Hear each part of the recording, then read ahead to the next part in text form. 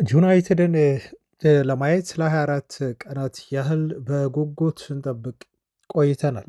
ነገር ግን ተጫዋቾቻችን በእነኚህ ሁሉ ቀናት ምን ሲሰሩ ነበር?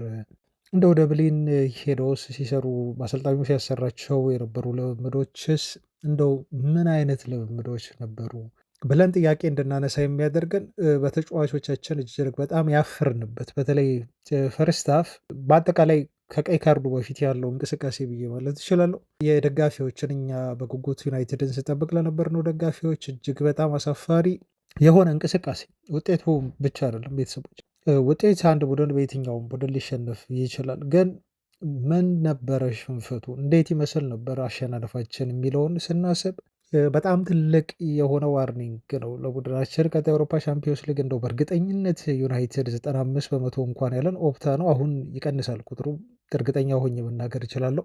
ይሄ 95 በመቶ የነበረውን የአውሮፓ ሻምፒዮንስ ሊግ ተሳትፎ እንድንጠራጠረው ሁሉ ያደረገ ብቃት፣ በጣም በጣም ደካማ ብቃት፣ በተለይ ፈርስት ሃፉን ብቃት እኔ እንደው በሲዝኑ ያየሁት በጣም ደወረስት በዚህ ሲዝን ያየሁት ደወረስት ፐርፎርማንስ ነበር በዩናይትድ በኩል። በአጠቃላይ የትላንቱን ጨዋታ እንመለከታለን። ያው እሱን ለመዳሰስ ነው።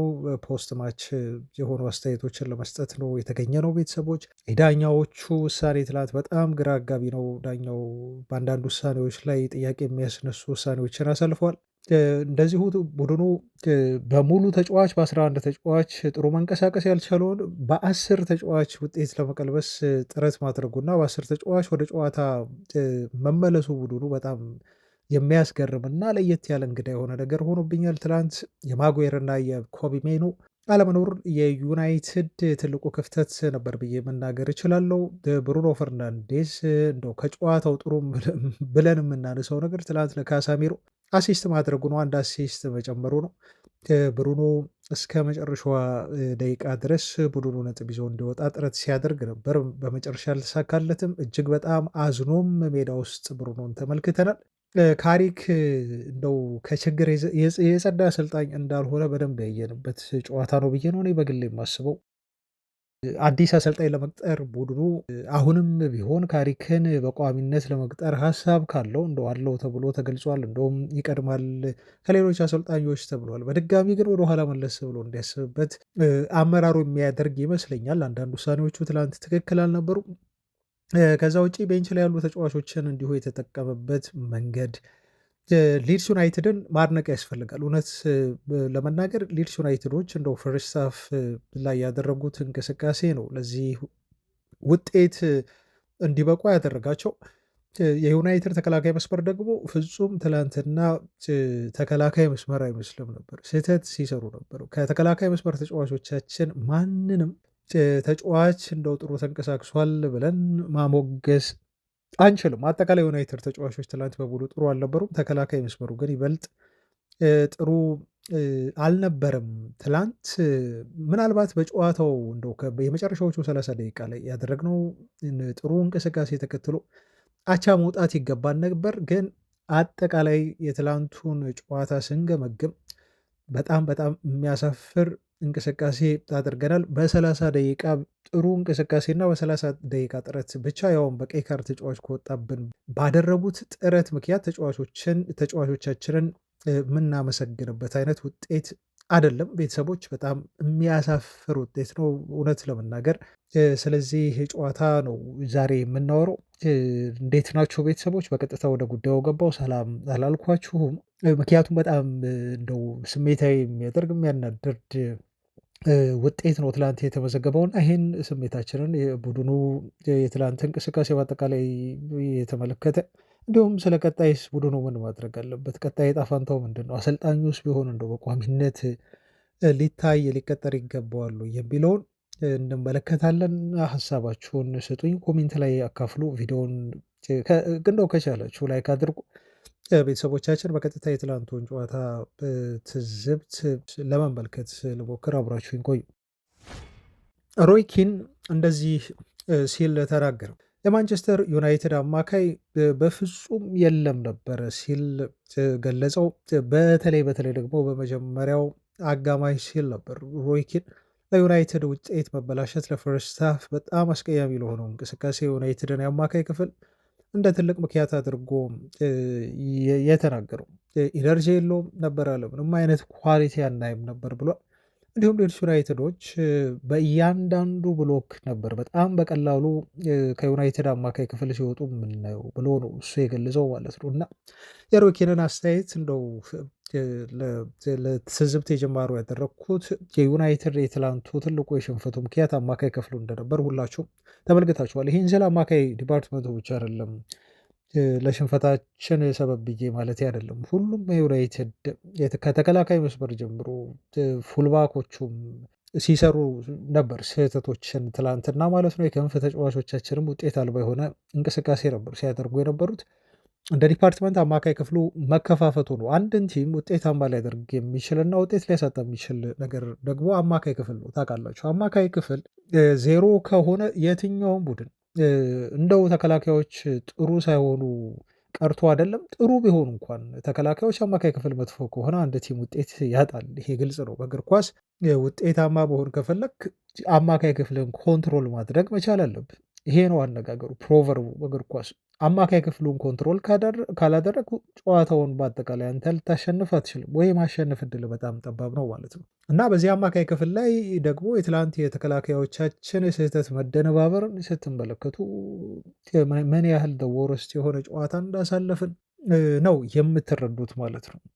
በተለይ ማኑኤል ኡጋርቴ ከካሳሚሮ ጋር ማኑኤል ኡጋርቴ ወይ ከኮቢ ሜኖ ጋር ከየትኛውም አማካይ ክፍል ተጫዋች ጋር በፍጹም ሲጣመር ውጤታማ የማይሆን እና ያጣመራቸውን አማካዮች በሙሉ መጥፎ አማካዮች የሚያደርግ ተጫዋች ሆኗል ኡጋርቴ። እንደውም ዘሰን የተባለ ጋዜጣ ዛሬ ስመለከት የማንቸስተር ዩናይትድ የመጥፎ ገድ ምልክት ነው ማኑኤል ኡጋርቴ ብሎ አንድ ዘገባ ይዞ ወጥቶ ነበር እና በጣም ያስገርመኝ ነገር ነው። ይሄ ተጫዋች ለዩናይትድ ከተሰለፈ ጊዜ ጀምሮ በዚህ ሲዝን በተለይ ዩናይትድ አንድ ጨዋታ ብቻ ነው ያሸንፈው።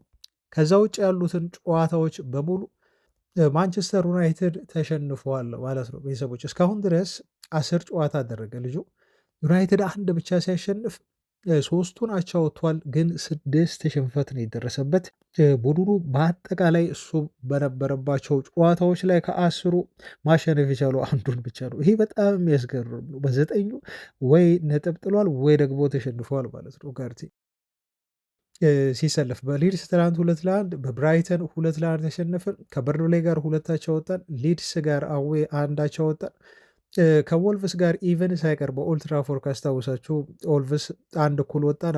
ከፉልሃም ከኒውካስል ጋር በኦልትራፎርድ 1-0 አሸነፍን። ይሄ ብቸኛው በኡጋርቴ አማካይ ክፍል ጥምረት ያሸነፍነው ጨዋታ ነው። ከአስቶን ቪላ ጋር 2-1 ተሸነፍን። አዌይ ከብሬንትፎርድ አዌይ 3-1 አሸነፍን። ታስታውሳላችሁ ምን ያህል ክፍትፍት ያለ ዩናይትድ እንደነበር።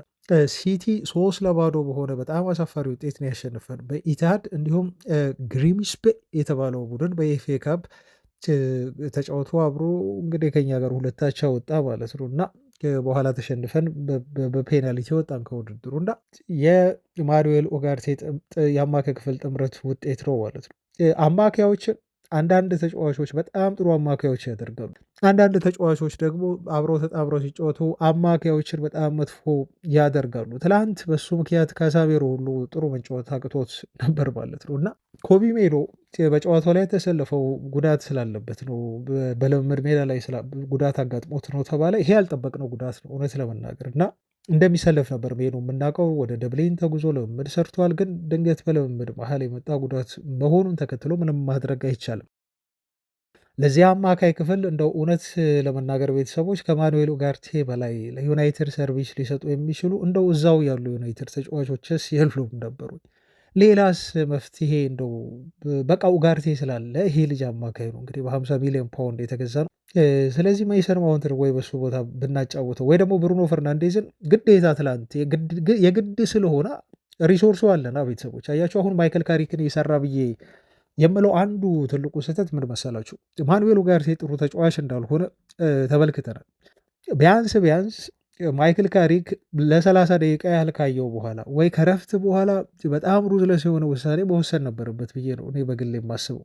ለምንድነው ይሄን ምላችሁ? ለምሳሌ ብሩኖ 10 ቁጥር ቦታ ነው የሚመቸው ብለን እናወራለን። 10 ቁጥር ቦታ ደግሞ ይመቸዋል ብሩኖ እናውቃለን። ግን ደግሞ ካሪክ ማድረግ የነበረበት ኡጋርቴ እንደዛ ጥሩ ካልተንቀሳቀሰ ብሩኖ ፈርናንዴዝን ምንም ማድረግ አይቻልም። ወደ መሀል ስቦ እሱን 10 ቁጥር ቦታ ላይ ጥሩ የሆኑ ስቶክ ስላለን ተጫዋቾች ስላሉን ብሪያን ምቡሞ አለ፣ ሜሰን ማውንት አለ ወይ ሜሰን ማውንትን ማስገባት ማለት ነው ማኑኤል ኡጋርቴን አውጥቶ ይሄ ቢያንስ ብልጫ የተወሰደብንን የአማካይ ክፍል ምንም እንኳን ብሩኖ ፈርናንዴዝ ወደኋላ እንዲመለስ ቢሆንም ወይ ከሜሰን ማውንት ጋር አንዱ በጥልቀት እየመጣ አንዱ ወደፊት ሲሄድ እንዲህ እየተቀያየሩ ከካሳሜሮ ጋር ጥሩ የሆነ ጥምረት ሊፈጥሩ ይችላሉ። የተሻለ ጥምረት እንደው እርግጠኛ ሆኜ መናገር ባልችልም ቤተሰቦች ሀሳብ ነው። እንደው ነገሮች ከሆኑ በኋላ እንዲህ ቢሆን ኖሮ ብሎ መናገር ትንሽ ኦድ ይመስላል።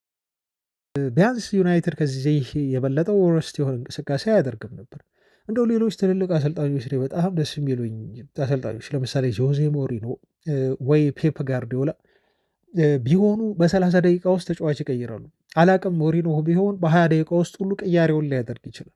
በ20 ደቂቃ ውስጥ ያስታውቃል እኮ ቡድኑ። ማንቸስተር ዩናይትድ በተለይ በመጀመሪያዎቹ ጥቂት ደቂቃዎች 10 20 ደቂቃዎች ውስጥ በቃ ቀናችን እንዳልሆነ የሆነ ነገር ስህተት እንደሆነ መረዳት ትችላላችሁ። ተጫዋቾች በየ3 ሜትሩ እንኳን ኳስ ፓስ ማድረግ ሲያቅታቸው ሲከብዳቸው ተመልክተናል። በቃ እግራቸው ከብዷቸዋል። በጣም የሚያደርጉት ፓስ ሁሉ እጅግ የተበላሸ ነው። በተለይ አማካይ ቦታ ላይ እንዲህ ከተበላሸ ነገሮች በሙሉ ነው ምስቅልቅል የሚወጡት። በትክክል ተጫዋቾቻችን የሚግባቡ ተጫዋቾች አይመስሉም። ኢቨን አብረው ልምምድም እንዲሁ የሰሩ ተጫዋቾች አይመስሉም። በቃ አዲስ ገና አሁን እንደው የፈረሙ ተጫዋቾች ነበር የሚመስሉት። በጊዜ ሪስክ ወስዶ መቀየር መቻል ነበረብን። ማኑኤል ኡጋርቴ በዩናይትድ አማካይ ክፍል ውስጥ መቆየት የለበትም ነበር። እኔ ይሄ አንድ ትላንት ማይክል ካሪክ ሰራው ብዬ የተመለከትኩት ስህተት ነው። ውሳኔ ይፈራል ማለት ነው። ትልቅ ውሳኔ ማድረግ ሪስክ ያሏቸውን ውሳኔዎች ማድረግ በጣም በጣም ይፈራል። ምክንያቱም ብሪያን ምቡሞ ተቀምጧል እዛ ጋር፣ ሜሰን ማውንት አለ እዛ ጋር ማድረግ የሚጠበቅበት ወይ ሜሰን ማውንትን ወይ ብሪያን ምቡሞን አስገብቶ ብሩኖ ፈርናንዴዝን በጥልቅ አማካይ ስፍራ ወደኋላ እንዲመለስ ሩበን አሞሪም እንደሚያጫውተው ማለት ነው እንደ በፊቱ ማድረግ መቻል ነበረበት። አትሊስት አማራጭ የለም፣ ምንም ማድረግ አይቻልም። ብሩኖን ወደኋላ ማምጣት ለትላንቱ ጨዋታ ሊያስወቅሰው አይችልም። ከዛ ሜሰን ማውንትን ወደፊት ማድረግ ነው፣ ተቃይረውም ሊጫወቱ ስለሚችሉ ማለት ነው። በማኑኤል ኡጋርቴ የተነሳ እንደው ያነሳሁት ነገር ነው እና ተጫዋቹ ምንም ዩዝለስ እንደሆነ በዚህ ሲዝን ከዚህ በፊትንም ብለነዋል። ምንም ጥቅሙ እኔ ለዩናይትድ የማይገባኝ እንደው ዩናይትድ ስናገር ነበር ካዛሜሮ ያለ ጉዳት በጤንነት ሲዝኑን በመጫወቱ ልናመሰግን ይገባል እንጂ እንደው ካዛሜሮ ላይ ጉዳት ቢደርስ ኖሮ እኮ ማኑኤል ኡጋርቴ እኮ በየሳምንቱ ሊሰለፍ የሚችል ተጫዋች ነበር። በየሳምንቱ እንደዚህ ነበር የሚያደርገን ልጁ እና ዩናይትድ በትክክል እንደው አማካይ ክፍል ላይ እስካሁን ድረስ እንደውም ዩናይትድን ያልተጋለጥም ብዬ ነው የማስበው። አንዳንድ ጨዋታዎች ላይ ባሳየናቸው ጥሩ ብቃቶች ምክንያት ውጤት ይዘን ወጥተናል። ይሄ ነገር ተሸፍኗል፣ ስቲል ተሸፍኗል። በማስክን የተሸፈነው የዩናይትድ የአማካይ ክፍል ግን ፍጹም ባዶ የሆነ በማንኛውም ቡድን የዩናይትድ የአማካይ ክፍል እንደሚደረግ እንደሚበለጥ እኔ በእርግጠኝነት ነው መናገር የምችለው። ዩናይትድ የአማካይ ክፍል ካሳሜሮ በምርጥ ቀኑ ላይ ካልሆነ ይከፋፈታል። በቃ ወይ ኮቢ ሜኖ አብሮት እንደው ኳስ ስለሚችል እሱ በደንብ የአማካይ ክፍሉን ማረጋጋት ይችላል። ጥሩ የሆኑ ፓሶችን እንዲሁ ሜኖ በጣም ቁልፍ የሆኑ ፓሶችን መስጠት ይችላል። በጣም አስቸጋሪና ታይት ከሆኑ ስፔሶች ኳሱን በማውጣት ነፃ ራሱን በማድረግ እንዲሁ ሊያቀብል ይችላል። እነኚህ ሁሉ ኳሊቲዎች አሉ። ትንሽ ባላንስ ያደርጋል ከካሳሜሮ ጋር ሜኑ። ከዛ ውጪ ያሉ አማካዮች በሙሉ ዩናይትድ አማካይ የለውም። እውነት ለመናገር ያሉ አማካዮች ልበል እንጂ ማለት ነው እና ምንም ዩዝለስ ናቸው።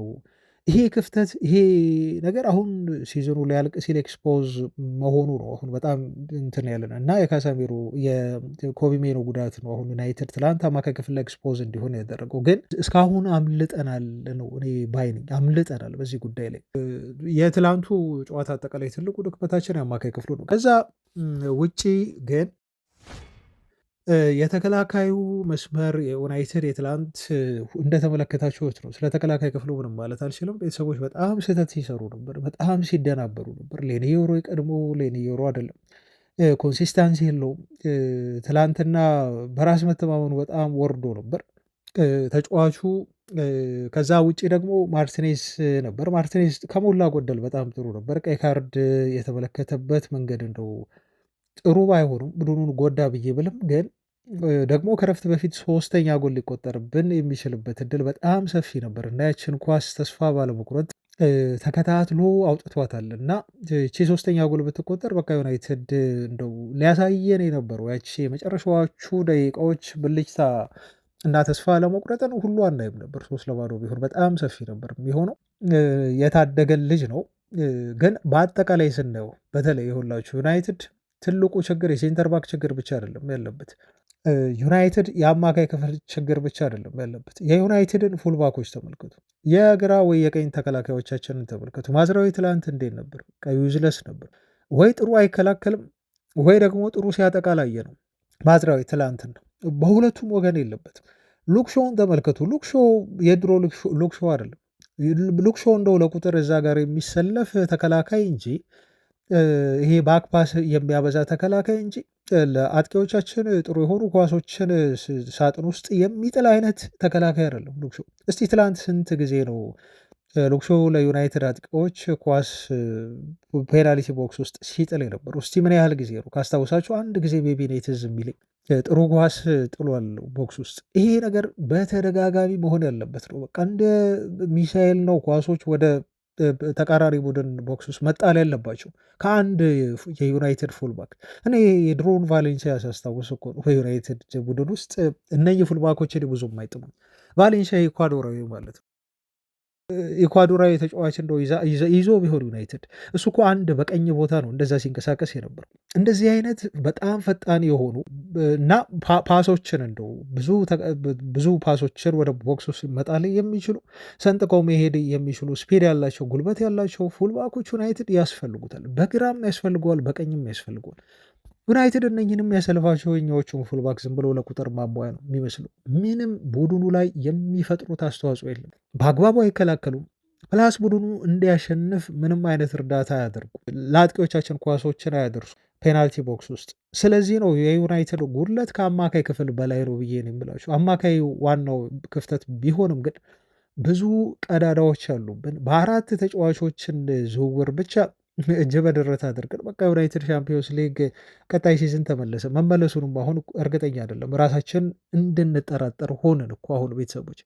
ኢቨን በ5-6 ተጫዋቾች የዩናይትድ ችግር ዝውውሮች ላይፈታ ይችላል። በጣም ጠንካራ የሆነ ለውጥ ነው ዩናይትድ የሚያስፈልገው ቀጣይ ክረምት የዝውውር መስኮት ላይ። አለበለዛ ቺ በቂቤ የታሸች ከላይ ከላይ ወይ በማር እየተቀባች አይነት ውጤት እያመጣን በእነሱ እንደው ስንዝናና ዩናይትድ ቀጣይ አመት ላይ እንደው የፕሪሚየር ሊግ ዋንጫ ተፎካካሪ ይሆናል ብለን የምናወራ ከሆነ ይሄ ትልቅ ስህተት ነው የሚሆነው እና የሆነ ጊዜ ድክመታችን እንዲህ የተጋለጠ ጊዜ ያኔ ውሃ ነው የሚበላል። የትላንት የዩናይትድ ተከላካዮች ሚስቴክ በቃ የሚግባቡ አይመስሉም፣ እንደው የሚናበቡም አይመስሉም ተጫዋቾቻችን።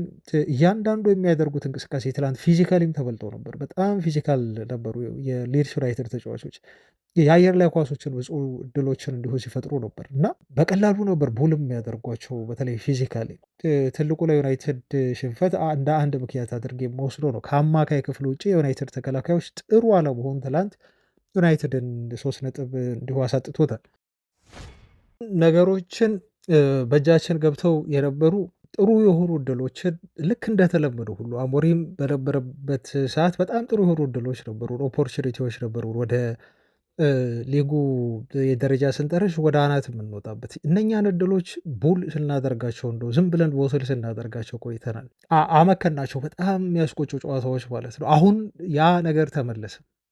ትላንት በተለይ እኔ በፍጹም ይቅር አልላችሁ ተጫዋቾቻችን፣ በፍጹም ቤተሰቦች፣ በፍጹም እንደው ዩናይትድ ወደ አውሮፓ ሻምፒዮንስ ሊግ ለመግባት የነበረውን በጣም ሰፊ የሆነ እድል ኢማጅን ትላንት ብናሸንፍ 6ኛ ሆኖ ከተቀመጠው ቼልሲ የ10 ነጥብ ልዩነት ነበር የሚኖረን።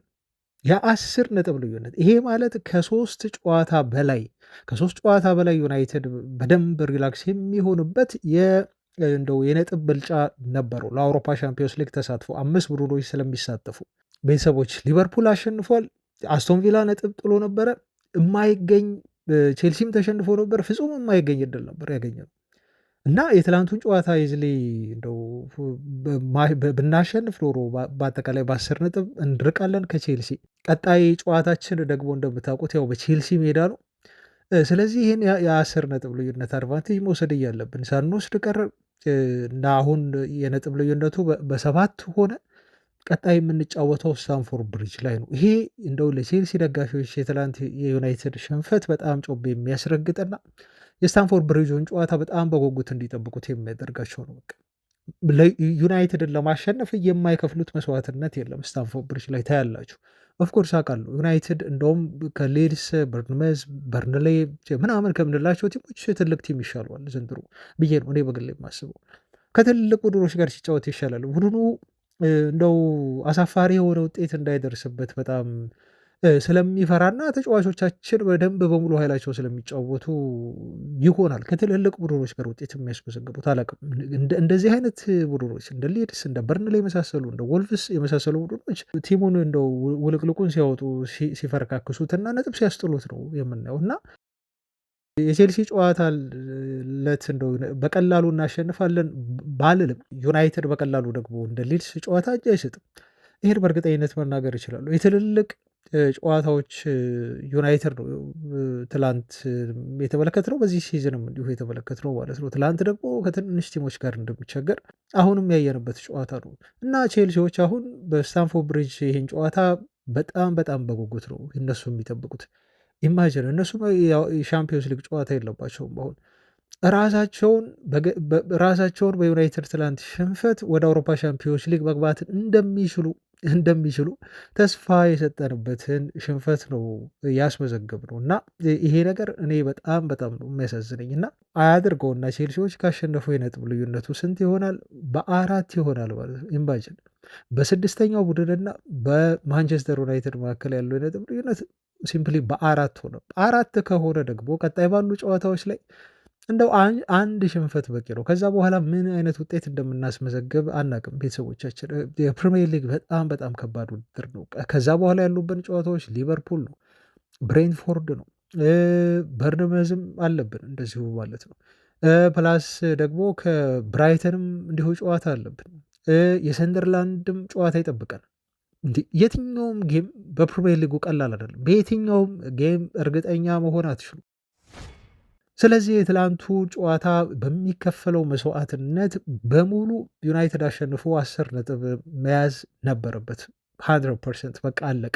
በሲዝኑ እስካሁን ከደረሱብን ሽንፈቶች ወይም ነጥብ ከጣልንባቸው ሽንፈቶች በሙሉ በኤቨርተን በቀይ ካርዱ አንድ ተጫዋች ወጥቶብን ተሸንፈናል ታውቃላችሁ። እንዲሁም ከኒውካስል አንድ ተጫዋች በቀይ ካርድ ወጥቶ በመጨረሻ ደቂቃ ጎል አስቆጥረው እንደዚሁ እነሱም አሸንፈውናል በጎዶሎ ተጫዋች። የትላንቱን ሽንፈት ግን እኔ በፍጹም ይቅራላቸው ተጫዋቾቻችን። በጣም የሚያሳፍር ሽንፈት ነው።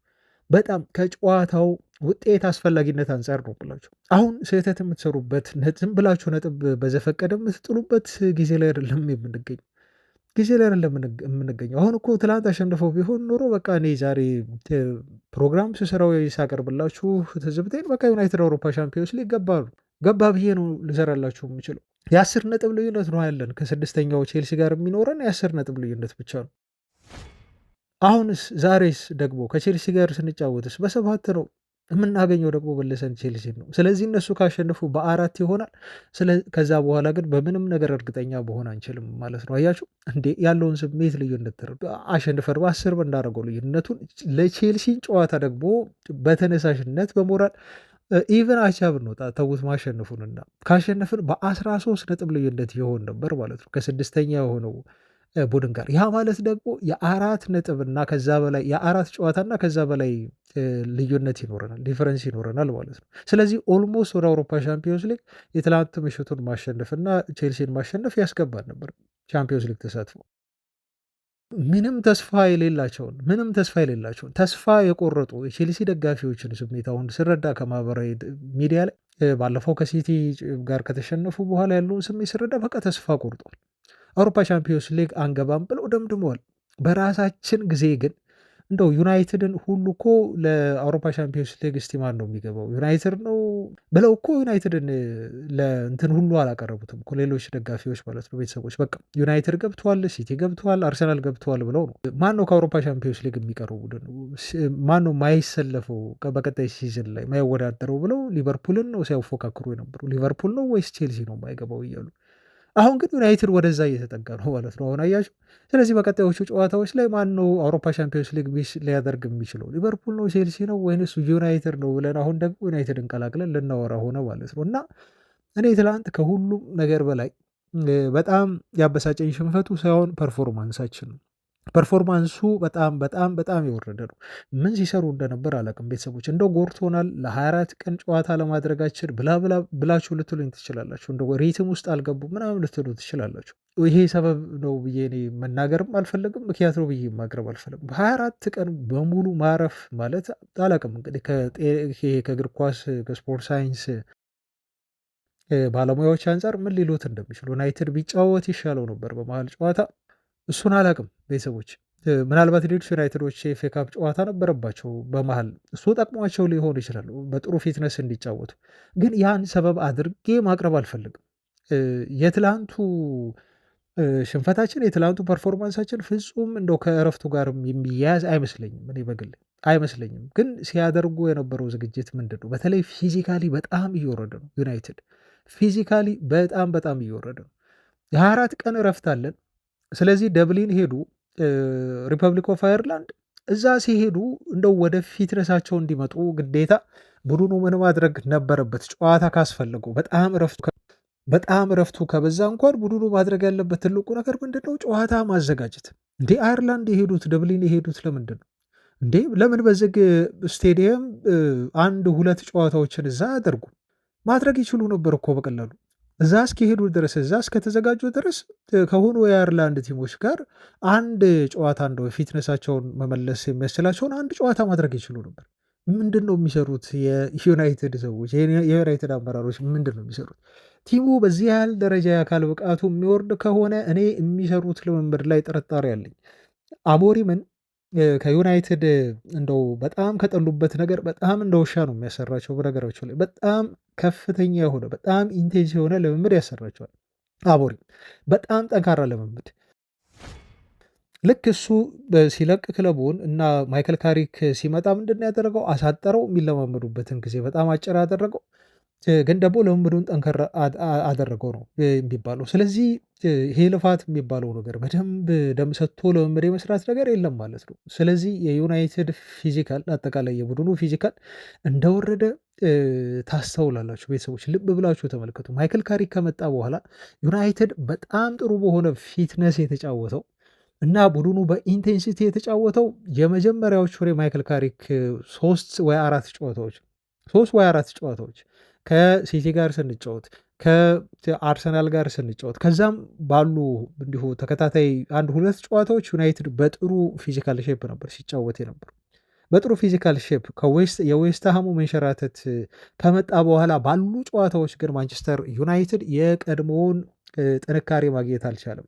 ከጊዜ ወደ ጊዜ ከጨዋታ ወደ ጨዋታ ቡድኑ በፐርፎርማንስ እየወረደ ቡድኑ በአካል ብቃት እየወረደ የማይግባባ የሚመስል አይነት ቡድን እየሆነ መጥቷል። አሁን ቶታሊ ፊዚካሊ ዩናይትድ በየትኛው ቡድን የሚበለጥ ነው የሚመስለው።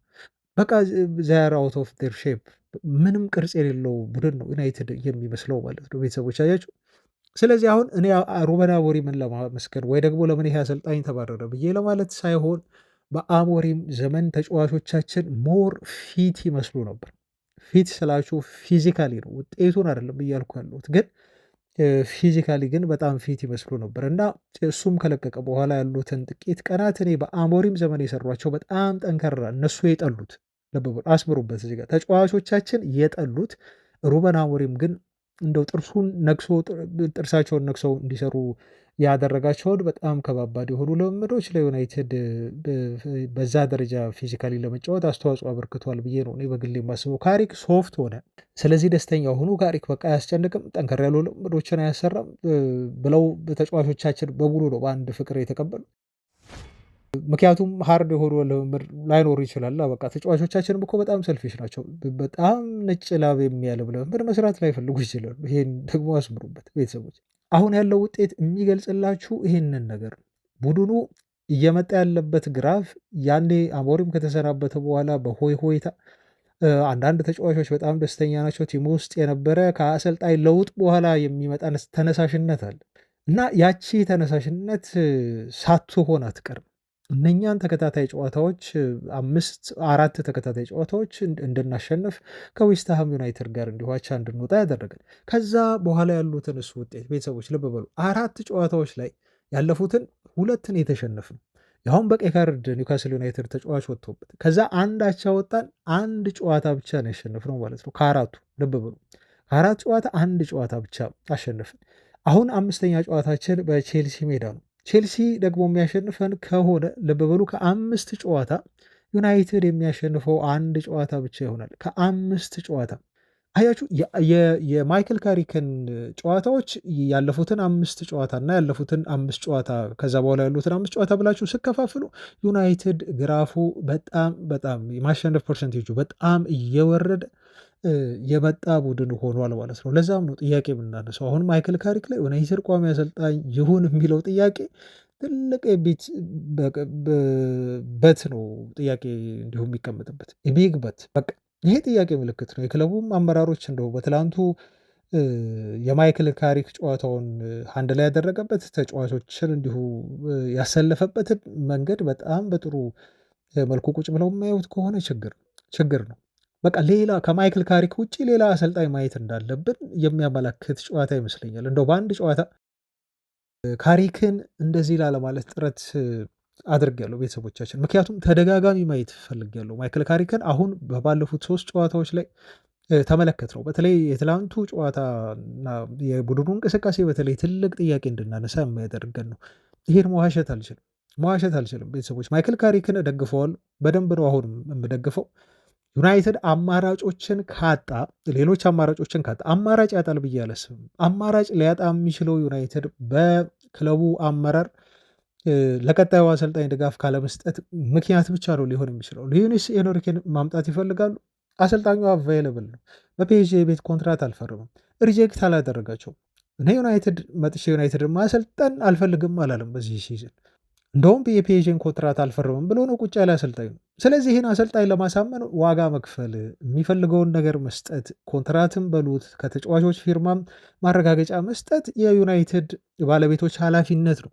ሉዊስ ኤንሪኬ ዩናይትድን ሪጀክት ካላደረገ እንዴት ሉዊስ ኤንሪኬን አጣን አማራጭ የለንም ብለን ልናወራ እንችላለን? አለን አማራጭ በደንብ። እኛ አማራጩን ለአሰልጣኙ አልሰጠነውም፣ የሚፈልገውን ነገር አልሰጠነውም ብለን ነው ማውራት ያለብን እንጂ አማራጭ የለንም ብለን ልናወራ አንችልም። ዩናይትድ አሰልጣኙ ጊዜያዊ እንደሆነ ካወቀ ምን ያህል ወራት ነው የተቆጠሩት? እስቲ ያስቡት ቤተሰቦች፣ 2 ወር 3 ወር ሩበን አሞሪም ከተሰናበተ። በእነኚህ ሁሉ ወራት ግን ቡድኑ ምንም ቀጣይ አሰልጣኙ ማን እንደሆነ እንኳን አያውቅም፣ እስካሁን ድረስ አያውቅም። ማይክል ካሪክን ለመቅጠር ይዞ እንደው እሱን ለማቆየት ነው። ምክንያቱም ከኮስታ አንጻር ከብዙ ነገሮች አንጻር በሉት ማይክል ካሪክ በዩናይትድ ቤት ቢቆይ ለክለቡ ባለቤቶች በጣም ምቹ የሆነ ቅጥር ነው የሚሆነው። ፖፔት ነው የሚሆነው፣ አሻንጉሊት ነው የሚሆነው። እነሱ ያሉትን ነገር ነው ሊሰማ የሚችለው። እንደ ሉዊስ ኤንሪኬ ሊጋፈጣቸው የሚችል አሰልጣኝ አይደለም። እስካሁን ቡድኑ ቀጣይ ቋሚ አሰልጣኙን አለማወቁ በራሱ ላይ ስህተት ነው ብዬ ነው የምናገረው። ከዚህ በፊት ብዬዋለሁ። ይሄ ትክክለኛ የሆነ አካሄድ አይደለም። ማይክል ካሪክ እጩ ይሁንም አይሁንም ክለቡ ግን ቀጣይ እንደው ከሱ ጋር ተፎካክሮ ዩናይትድን ለመያዝ እድል ያላቸውን አሰልጣኞች እስካሁን ድረስ ማወቅ ነበረብን። እነማን እንደሆኑ እሱን የሚፎካከሩት ማወቅ ነበረብን። የሆነ አቅጣጫ እንዲሁ መለየትና እኛም እንደ ደጋፊ ማወቅ ነበረብን። ክለቡም እንደው ከጀርባ ሌላ ነገር ከማንም የዜና ምንጮች እንደው ያልተገለጸ ነገር እያደረጉ ካልሆነ በስተቀር እስካሁን ድረስ እኔ ዩናይትድ ቋሚ አሰልጣኝ ከወዲሁ መታወቅ ነበረበት ብዬ ነው እኔ በግል የማስበው። እና ይሄ ስህተት በቀጣይ ስላለመደገሙ ማይክል ካሪክ አሁን የሰራቸውን ስህተቶች ቋሚ አሰልጣኝ ሆኖ ቢቀጥል በቀጣይ ዓመትም ላለመደገሙ እርግጠኛ አይደለሁም።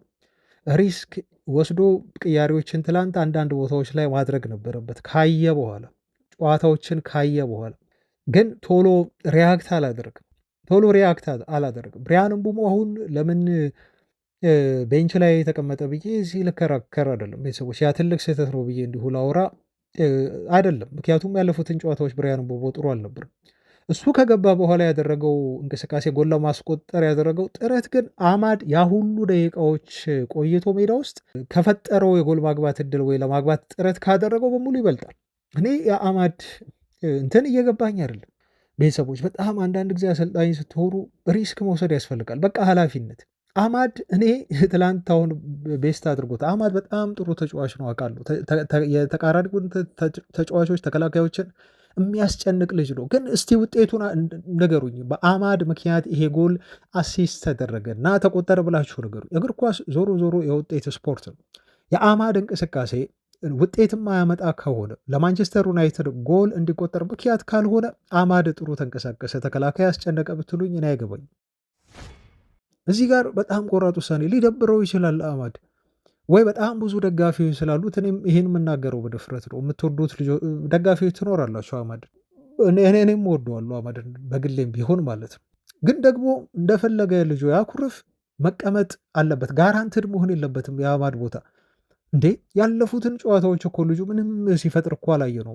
የሚሄዳቸው ኳሶች፣ የሚሞክራቸው ኳሶች ሁሉ በደንብ ታርጌታቸውን የጠበቁ ትክክለኛ ኳሶች አይደሉም። ይረብሻል ተከላካዮችን እንጂ ለዩናይትድ ውጤት የሚያመጣው ነገር የለም የሱ እንቅስቃሴ። እና አንዳንድ ጊዜ ድፍረት ይፈልጋል፣ በደንብ መድፈር ይፈልጋል አሰልጣኝ ስትሆኑ። እና ይሄ ድፍረት አለው ወይ? ከሬጅ አለው ወይ? ማይክል ካሪክ ኤክስፒሪያንሱ አለው ይሄን ለማድረግ?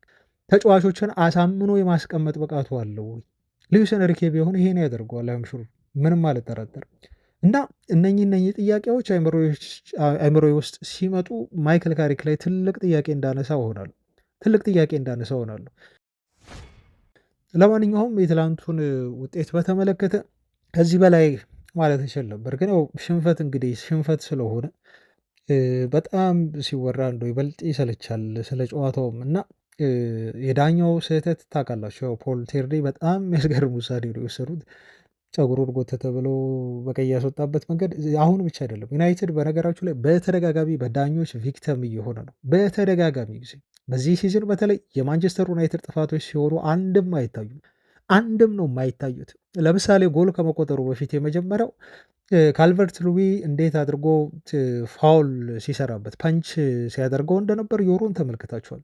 ጎሉ ከመቆጠሩ በፊት ያ ነገር ግን አልታየም፣ ምንም አልተባለም። ኢቨን ከማርቲኔዝ ጋር ማርቲኔዝ ጸጉሩን እንደው ለመንካት ጥረት ያደረገ ይመስላል፣ የነካውም ይመስላል። ያ ፋውል አይደለም ብዬ ለመከራከር አይደለም፣ ግን ቤተሰቦች ደግሞ በእጁ ፐንች ሲያደርገው ነበር ፊቱ ላይ።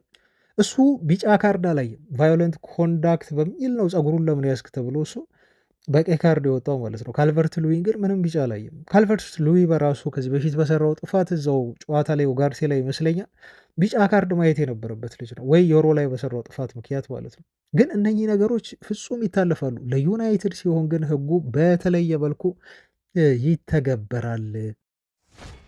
ጥፋቶች ዩናይትድ ተጫዋቾች ላይ ሲሰሩ ጥፋቶቹ ኮምፕሊትሊ ነው ኢግኖር የሚደረጉት።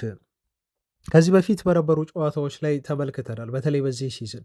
ለዛ ነው ብሩኖ ፈርናንዴዝ ይሄ ነገር በጣም ተደጋገመ፣ አንዴ ብቻ አይደለም፣ ሁለቴ ብቻ አይደለም፣ 3-4 ጊዜ ነው እንደዚህ አይነት ኢፍትሐዊ የሆኑ ውሳኔዎች ሲወሰኑብን ብሎ ያለው። አሰልጣኙም ካሪክም በተመሳሳይ መልኩ ባለፈው ሃሪ ማጉዌር በቀይ ካርድ ሲወጣ በጣም ደንግጠን ነበር አለ። የትላንቱ ደግሞ እጅግ በጣም ነው ያስደነገጠኝ። እኔ በእግር ኳስ ህይወት ዘመኔ ካየኋቸው ዘወረስት ቀይ ካርዶች መካከል አንዱ ነው ሲል ነው እሱም የገለጸው ማለት ነው።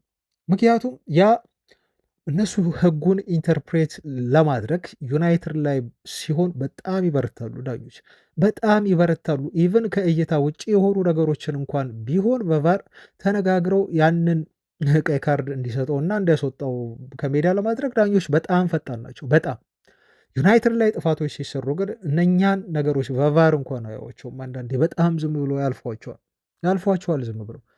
እና በዚህ ሲዘን በጣም የሚያስገርማችሁ ቼልሲ ነው ብዙ ቀይ ካርድ የተመለከተው፣ 9 ካርዶችን ተመልክተዋል። አይ ቲንክ ዩናይትድ በተመሳሳይ ጊዜ ደግሞ አሁን 6ኛ ካርድ ነው ትላንት ቀይ ካርድ የተመለከተው ማለት ነው የዩናይትድ ቡድን ከባለፈው ሲዘን ጀምሮ ማለት ነው። እና ይሄ ቼልሲ 9 አይተዋል፣ ዩናይትድ 6 ነው ያዩ።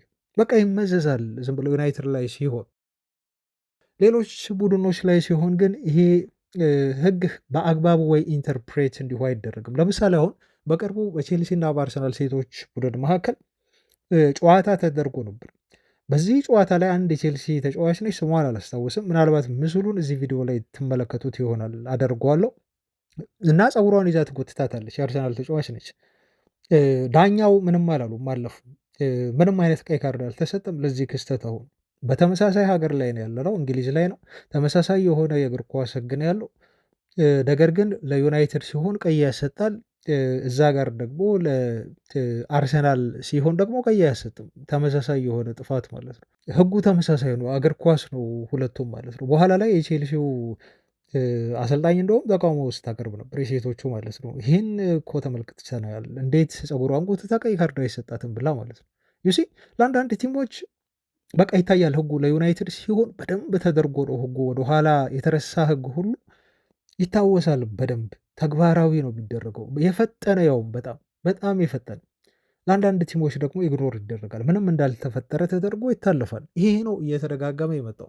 አሁን በዚህ በትላንቱ ጨዋታ ላይ ብቻ ይሄን አለን እንጂ ቤተሰቦቻችን ዳኛው ኢቨን የትላንቱን ጨዋታ ለብ በሉ 7 ደቂቃ ተጨመረ። ልክ በመሀል የባከኑ ነገሮች አሉ። በመሀል ከ7 ደቂቃ ጭማሪ ቢያንስ 1 ወይ 2 ደቂቃ ባክኗል። በመሀል በደንብ ነው የባከነው እና ዳኛው ልክ 97ኛው ደቂቃ ላይ ነው ፊሽካ የነፋው። በጣም የሚያስገርማቸው ይሄ 97ኛው ደቂቃ ዩናይትድ ተጫዋቾች በጣም ተነሳስተውን እኔ እንደውም አሳፋሪ ብለው ከቀይ ካርዱ በኋላ እንደዛ መነሳሳታቸው በጣም ቢያስገርመኝም ሁለተኛ ጎል ላይ ያስቆጥሩ እንደው ጥድፊያው በነበሩበት ጊዜ ውስጥ ዳኛው ግን ልክ 97 ስትሆን አናቷ ላይ ሳፊ ስትሆን ፊሽካውን ነፋ ማለት ነው ዳኛው። ይሄ እንደዚህ ተደርጎ አይታወቅም። ቢያንስ 1 ደቂቃ ወይ 2 ደቂቃ ወደፊት ሊጨመር ይችላል። እስከ 99 ደቂቃ ድረስ ዳኛው ሊያጫውት ይችላል። ይሄ ዩናይትድ ላይ እንደው በጣም በጣም በተደጋጋሚ ጊዜ ያየነው ነገር ነው። ከዚህ በፊት የፔናልቲ ክስተቶች አሉ ለዩናይትድ ያልተሰጡ። በሳሊባ እንዲሁ ጥፋት ተሰርቶበት ኩኛ ፔናልቲ ያልተሰጠም። ውጭ ደግሞ በጣም ብዙ የሆኑ ውሳኔዎች አሉ። ለምሳሌ ሴሜዶ ዳሎን የጎተተበት መንገድ፣ ከበርንመዝም ጋር እንዲሁ ስንጫወት ሃሪ ማጓየር በቀይ ካርድ የወጣበት መንገድ፣ ማርቲኔዝ ይሄ በይፋ ዳኞች ያመኑት ነው። ማርቲኔዝ ያስቆጠራት ጎል በይፋ እንዲሁ ፋውል ናት ተብላ ማንቸስተር ዩናይትድ ጎሉ የተሻረበት ይህን በይፋ የዳኞች ማህበር ሁሉ ያመነው እና ይቅርታ የጠየቀው ነው እና ዩናይትድ 3 ነጥብ የተሰረቀበት ጨዋታ ነው በማርቲኔዝ ጎል መሻር ምክንያት ማለት ነው። አማድ ዲያሎ ደግሞ ባለፈው ካስታወሳችሁ ታስታውሳላችሁ አይደል? አማድ ዲያሎን ባለፈው ጌም ላይ ማለት ነው። አማድ ዲያሎ በዛ መልኩ ፋውል ተሰርቶበት በዛ መልኩ እንደው ኳሷን መቶ ሊያስቆጠር በሚችልበት ሁኔታ ተገፍቶ ፔናልቲ ቦክስ ውስጥ ወድቆ ዳኛው ፔናልቲ ሳይሉ ማለፋቸው እና በጣም እንደው ኮንትሮቨርሲ እንደፈጠረ በወቅቱ ታስታውሳላችሁ። ረሳ ነው አሁን ስላለፈ ነገሮች እየረሳ ነው። በጣም ይሄ የቅርብ ክስተት ነው፣ በጣም የቅርብ እና እንደዚህ ያሉ የዳኞች ውሳኔዎች በተለይ ዩናይትድ ላይ አሁን በጣም እየጠነከሩ እየበረቱ መጥተዋል። ለምን እንደሆነ አይዶን ቤተሰቦቻችን በጣም እየተደጋገሙ የታየበት የመጡበት ሁኔታ ነው ያለው። ዩናይትድ በዳኞች ከፍተኛ የሆነ በደል እየደረሰበት ነው የሚገኘው። ለማንኛውም ግን በዳኛውም ሰበብ ማድረግ አልፈለግም። የትላንቱን ጨዋታ ውጤት መወሰን የምንችለው እኛ ነበርን። በሜዳችን በጣም ፐርፎርማንስ በማሳየታችን ተበሳጭቻለሁ። ያለ መቀየር እድል አለን። የቼልሲን ጨዋታ አሁንም በቀጣይ የምናሸንፍ ከሆነ መልሰን ልዩነቱን ወደ 7 ነው ከፍ ወደ 10 ከፍ እናደርገዋለን። አሁን ያለው የነጥብ ልዩነት 7 ስለሆነ ማለት ነው። ስለዚህ መልሰን ይሄ ጨዋታ ማለት የ6 ነጥብ ጨዋታ ነው የሚባለው ለዚህ ነው። አያችሁ አንዳንድ ቡድኖች እርስ በርስ ሲገናኙ እንዲህ ወሳኝ በሆነ ጨዋታ ላይ የ6 ነጥብ ጨዋታ ነው ይባላል። ይሄም ተመሳሳይ ነው። እነሱ ካሸነፉ የ4 ነጥብ ልዩነት ይሆናል ከቼልሲ ጋር። ፉክክራችን ከቼልሲ ጋር ነው አሁን 6ኛ ላይ ከተቀመጠው። እኛ ካሸነፍን ደግሞ የነጥብ ልዩነቱ መልሶ ወደ 10 የመስፋት እድል አለው ማለት ነው። ትላንት ያበከነውን እድል በስታንፎርድ ብሪጅ እናገኘዋለን። አሁን አብቱዝም ማለት ነው በቃ በተጫዋቾቻችን እንቅስቃሴ ፐርፎርማንስ ስታንፎርድ ብሪጅ ላይ በሚያሳዩ ቀጣይ ዕጣ ፈንታችን ይወሰናል ማለት ነው። ግን ራሳቸውን ከፍተኛ ፕሬዠር ውስጥ እያስገቡ ነው። የትላንቱን ጨዋታ አሸንፈው ቢሆን ኖሮ ነገሮችን ሲምፕለስት በሆነ መንገድ ብዙም ሳይጨናንቁ ብዙም ስጋት ውስጥ ሳያስገቡን እነሱም ስጋት ውስጥ ሳይገቡ የአውሮፓ ሻምፒዮንስ ሊግ እድላችንን በደንብ ማስፋትና ማረጋገጥ እንችል ነበር። ያን ማድረግ አልቻሉም። እንግዲህ ከካሱን በስታንፎርድ ብሪጅ ይክሱናል። ያኔ ደግሞ እናመሰግናቸዋለን። ያን የማያደርጉ ከሆነ ግን አሁንም ወቀሳችን ይቀጥላል ማለት ነው። ለማንኛውም እዚህ ጋር ይብቃኝ ቤተሰቦች። እናንተም ስለ ጨዋታው የተሰማችሁ ነገር ካለ አስተያየት ስጡ። በጣም ስሜታዊ ሆንክ፣ በጣም ስላናደደኝ ነው እውነት ለመናገር የትናንቱ ፐርፎርማንስ። ለማንኛውም ነገ እስቲ እንገናኛለን። ቼክ አድርጉኝ። እስከዛ ሰላም ሁኑ ቤተሰቦች ባይ